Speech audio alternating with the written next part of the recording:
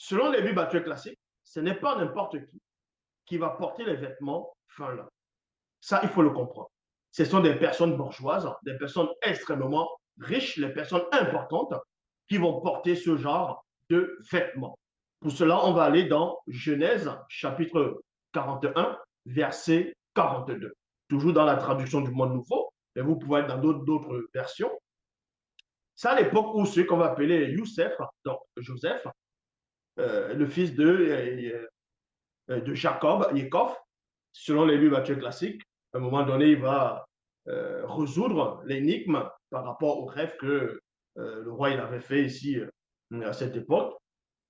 Et donc, du coup, on va le récompenser, on va lui mettre une bague, ainsi de suite. Et ensuite, on va lui donner des vêtements. C'est pour ça qu'on dit ici dans Genèse chapitre 41, verset 42. Puis Pharaon enleva sa bague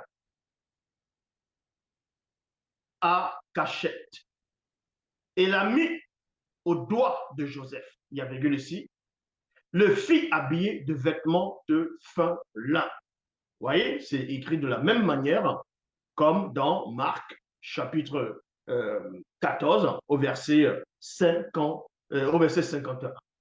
Donc, Joseph ici, le roi, c'est-à-dire le pharaon, selon les Bibles classiques, l'a revêtu de vêtements de fin lin pour montrer la distinction, pour montrer sa grandeur, sa renommée, c'est-à-dire sa classe sociale.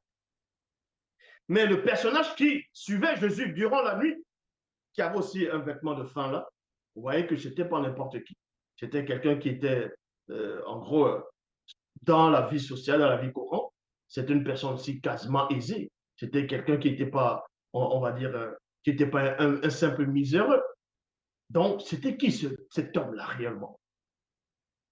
On va dans Luc, chapitre 16, au verset 19. Nouvelle Bible, second, il est dit, il y avait un homme riche qui s'habillait de pourpre et de fin lin. Vous voyez, fin lin toujours. Dans l'évangile de Luc, on vous apprend qu'il y avait un homme qui était riche. Il s'habillait de pourpre, dans un bio rouge, ainsi de suite, et de fin lin. Dans le fin lin, parce qu'il était riche, il avait beaucoup d'argent, il était quelqu'un qui était extrêmement, on va dire, riche, et qui chaque jour chaque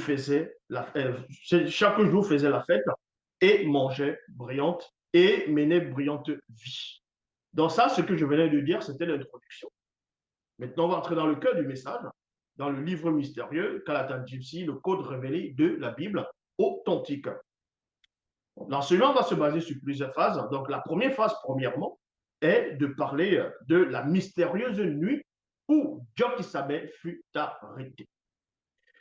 Nous savons maintenant, en tout cas, vous savez maintenant que ce qu'on va appeler Yoshua, donc Yoshua ou Jésus, peu importe comment vous allez le nommer, c'est tout simplement l'usurpation.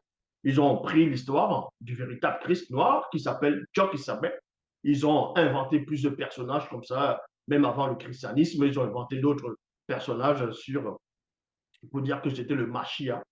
Bon, dans la phase 1 ici, le soir où le vrai Christ a été arrêté, non seulement vous donner à peu près les gens qui sont venus l'arrêter, quand il est arrivé qu'il se retrouve avec ses apôtres, non pas tous ses apôtres. On va aussi vous parler de l'histoire de ce personnage qui a fui nu. Qu'est-ce qu'il faisait là ce jour?